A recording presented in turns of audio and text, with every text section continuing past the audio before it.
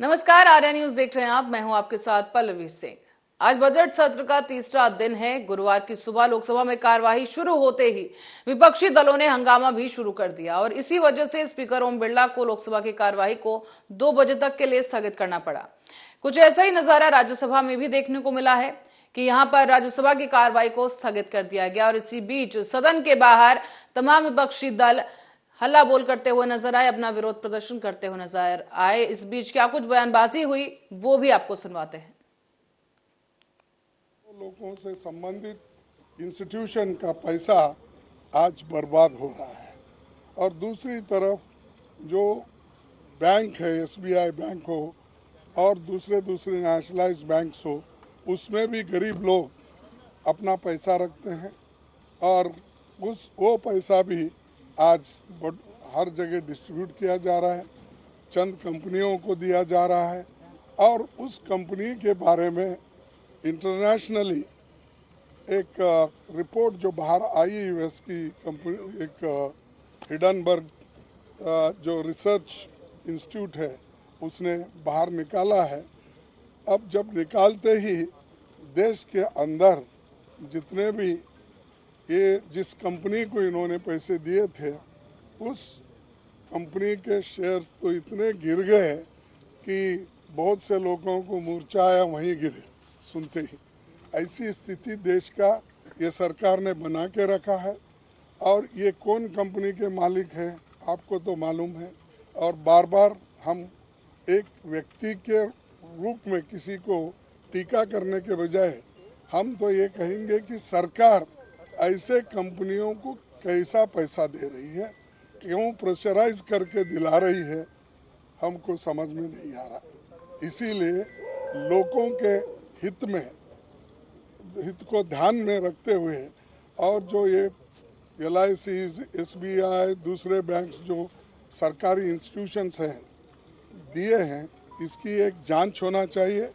इसके लिए हम इस चर्चा में डिमांड करना चाहते हैं या तो ज्वाइंट पार्लियामेंट्री कमेटी हो या सुप्रीम कोर्ट के जो चीफ जस्टिस है उनके नेतृत्व में इसकी। मैं 3 मुद्दे आपके सामने रखना चाहता हूं।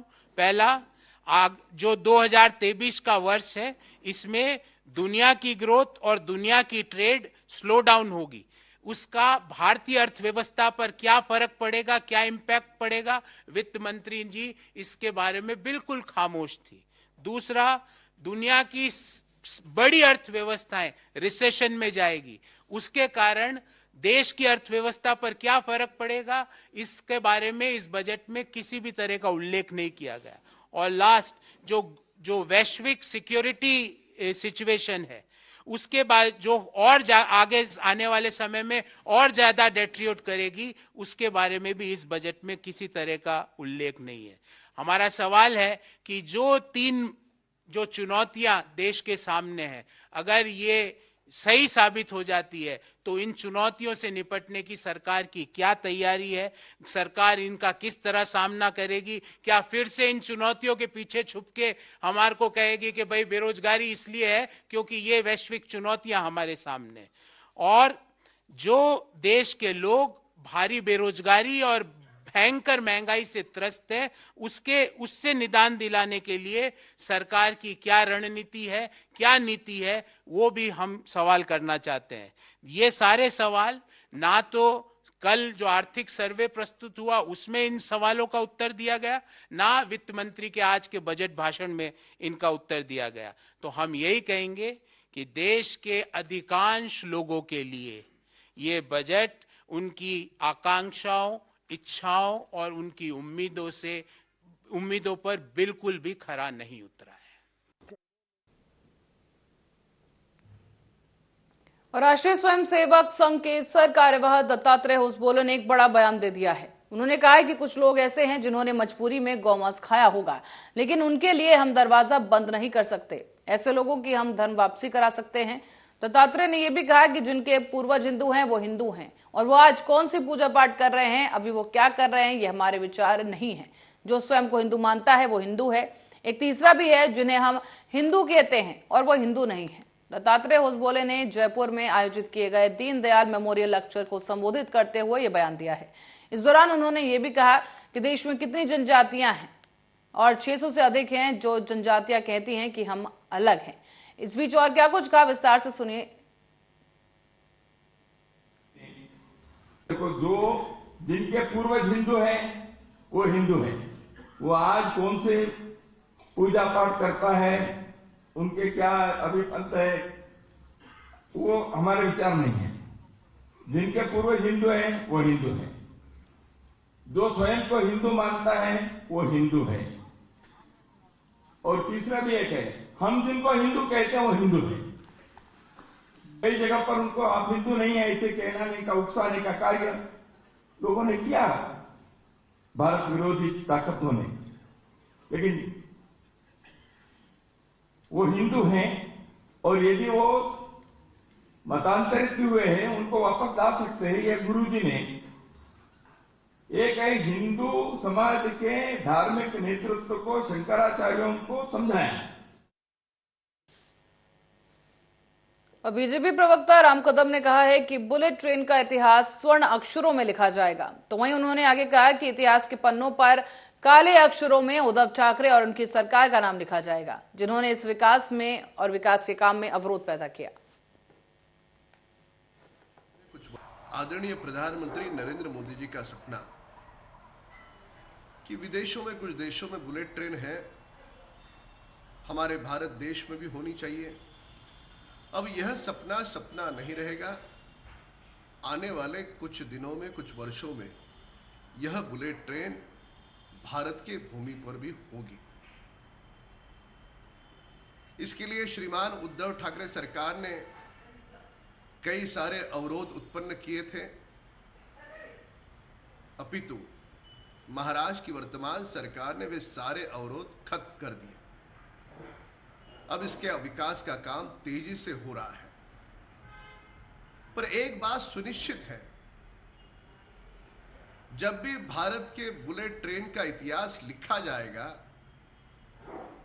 वह स्वर्णिम इतिहास में श्रीमान उद्धव ठाकरे और उनकी सरकार का नाम काले अक्षरों से लिखा जाएगा कि उन लोगों ने इस बुलेट ट्रेन के काम में अवरोध उत्पन्न किए केवल और केवल अपने अहंकार के लिए।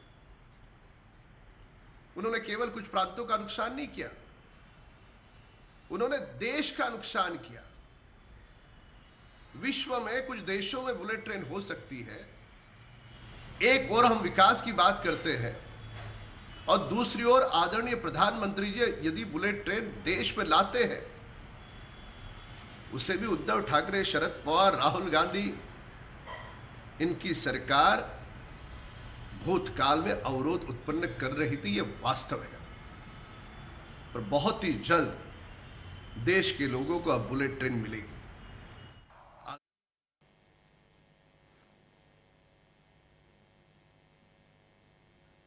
और उत्तराखंड के मुख्यमंत्री पुष्कर सिंह धामी ने जिला जेल में आयोजित नशा मुक्ति कार्यशाला का उद्घाटन किया है। साथ ही उन्होंने कहा कि नशा मुक्ति बहुत महत्वपूर्ण विषय है और हमारा संकल्प है कि 2025 तक देवभूमि का भी एक भी व्यक्ति नशे की लत में ना हो। नशे के कारण पूरा घर परिवार बिखर जाता है। साथ ही साथ सीएम धामी ने कैदियों को यह भी बताया कि इस बजट में उनके लिए भी कई चीजें, कई सौगात उन्हें दी गई हैं। जो कैदी जेल में बंद है, जिनकी कोई जमानत लेने वाला नहीं है, उनके लिए भी प्रावधान बजट में किया गया है।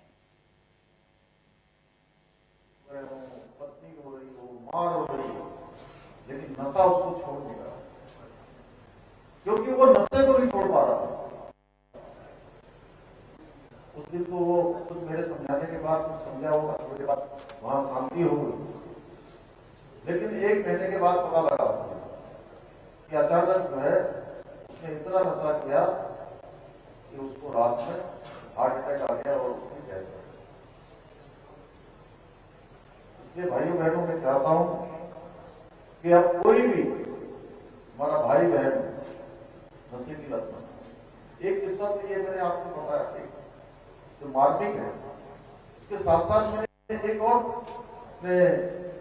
कोई बच्चे थे, उनका बेटा अचानक यहाँ पढ़ने आया,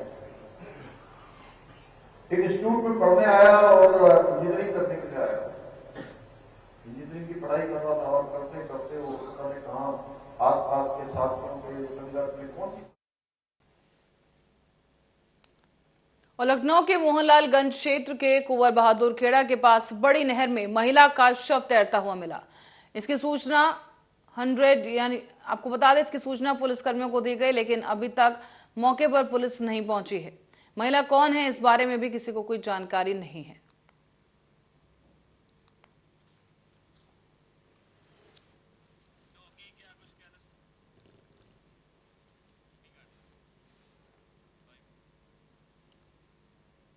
और इस बीच खबरों में आगे बढ़ने से पहले आपको दिखाएंगे और आपको लिए चलते हैं सीएम योगी आदित्यनाथ के संबोधन में।